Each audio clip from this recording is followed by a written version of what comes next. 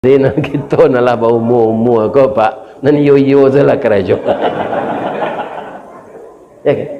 Mapa ayat Quran awak, surek-surek pendek tu. Kalau rajin awak baca bisa jo hafal. Ya kan? Dan bermanfaat kerajo. Kaum muslimin, ibu-ibu dan bapak-bapak, satu lagi kata Rasulullah, orang yang rajin membaca Al-Quran seperti beliau tidak akan pernah pikun karena memorinya berisi ayat Allah. Kalau lagu pawah gitu apa pak tu menabang kayu segala jenis.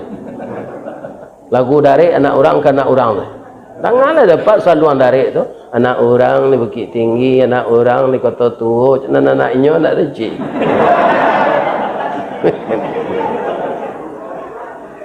Aduh, kita hafal lah Al-Quran.